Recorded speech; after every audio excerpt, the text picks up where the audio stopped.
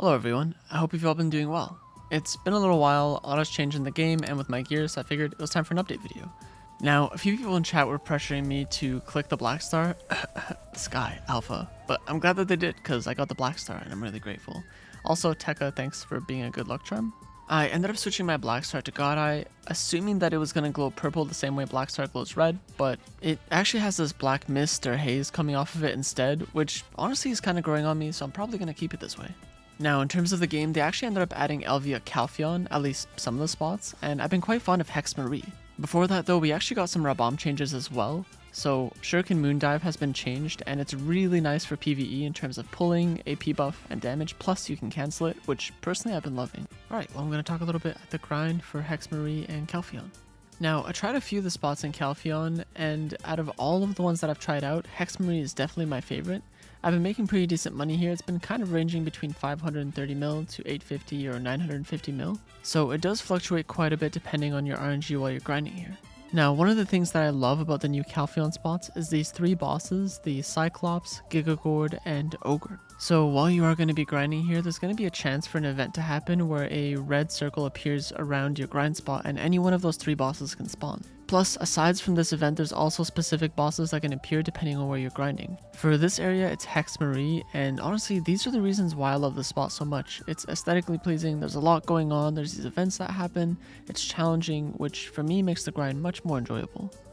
Now, hear me out. I did think of saving for my next gain, however, chat tried really hard to convince me to enhance, and by that I mean Alpha just said that I was weak if I decided to save instead of enhancing. So I decided to start buying a bunch of Lunars anytime I had money and start clicking for them. So for this session, I bought a bunch of base Lunars and decided I would try to click all the way up to Pen. I know the safer thing is definitely to save silver instead of enhancing, but at the same time, these things cost a lot of silver and I don't really want to save that much, and that's the excuse that I'm going to go by. This enhancing session has been going fairly well, however, I'm not going to be selling them, so we'll see once I click for Pen. And I decided to take a break and I got carried and I got a duo Ruin, and I figured why save it when I could also enhance, because why do things that are smart when you could do things that are fun and get rewarded for them? Although because I wasn't really selling anything, I had no silver left, fortunately someone bought the Try Ruin. Oh, this is also when I was switching over my Black Star over to GODR, and as you saw at the beginning of the video, no purple glow, unfortunately, but the black haze, as I said, was kind of starting to grow on me, so I don't really mind all too much. I decided I should probably check out the other grind spots as well, and honestly, even though they have bosses of their own and the grinds are pretty chill, I decided I would just stick to Hexe Grind. I don't like this one as much.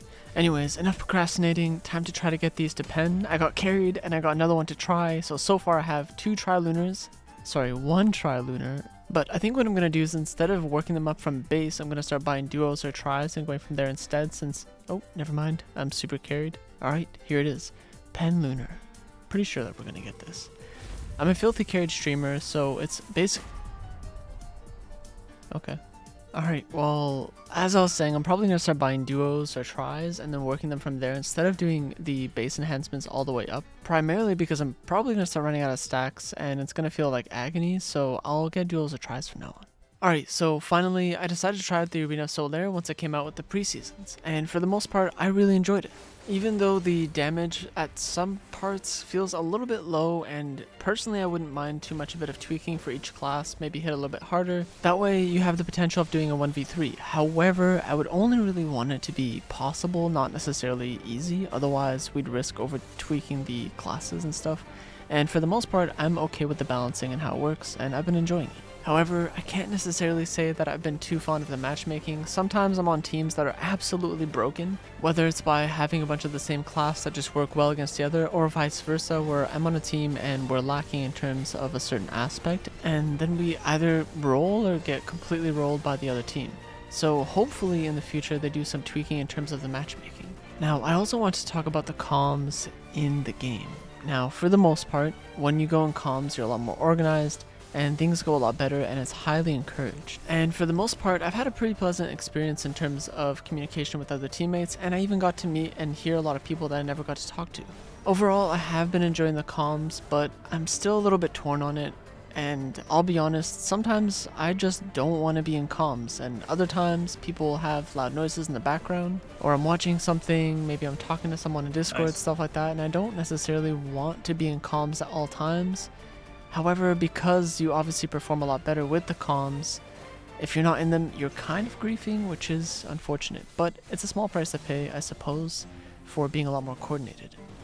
And this last one is more so because I stream on Twitch and such, but sometimes your teammates are not going to say things that are TOS friendly, and I've seen multiple cases of this, unfortunately. It was bound to happen, however, it doesn't happen too frequently, but it only takes one time to get banned, and I'm a little worried to put this on stream. Again, for the most part, I've had a pleasant experience in terms of talking to other teammates, so I can't really say for anyone else. Let me know in the comments how your experience has been in terms of comms with teammates in Arena of Solare. This next point is going to be my absolute biggest gripe easily with these game modes, and that is the AP buffs. These buffs are absolutely broken. They are too strong. I'm not even willing to discuss this. It drives me insane. Whether I get it and then it feels like I didn't deserve the win, or someone else gets it and we're completely dominating the match, one person gets an AP buff and the game is almost decided. Not quite, not in all cases. Some people don't necessarily capitalize on the fact that they have an AP buff, but for the most part, if they're a somewhat competent player, you're gonna get rolled because this thing right here is too damn strong. As a matter of fact, I don't want to see your comments in the comment section if you think it's not too strong. Keep it to yourself. I don't want to hear it. Everyone, of course, is entitled to their own opinion, but you're wrong, and I want this thing out. 100%. I can't stand it. I hate it. And right now I have the buff, and I feel like I can play so casually. Like, I don't really have to worry about which skills I'm using as much because everything is going to hit hard. And this is also me not nearly focusing as much on playing properly. I just have to worry about a little bit of protection and dishing out some damage. That's enough, unfortunately. Right now the AP buff does drop, but at this point the match is basically decided and it's too late. Don't get me wrong, for the most part I've been loving Arena of Solare. It's nice to have a more equalized form of PvP that you can do competitively with two other people. There are a few things I'm sure a lot of people have issues with, so let me know in the comment section down below what you feel would improve Arena of Solare. Personally, it would primarily be the matchmaking in terms of the same classes, as well as the AP buff. Aside from that, those are my main gripes. I know that they also added the pearls in terms of rewards for the top 100 players, and I believe a higher pearl reward for the top 10 or top 3. This is fine, although to be honest, maybe something like the tournaments in the past where we had specific weapons that you get rewards from Arena of Arsha would be pretty cool to get custom skins and such that you can only acquire in Arena of Solare, or if anything, maybe some silver rewards in terms of motivation to keep playing.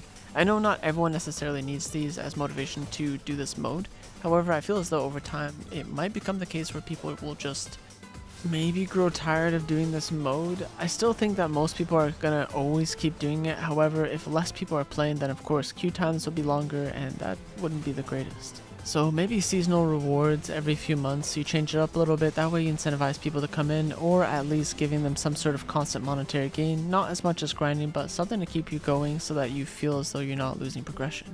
Although, that's just my opinion. Also, earlier I thought my grab was up, and here it was, and I lost by 1%. Infuriating.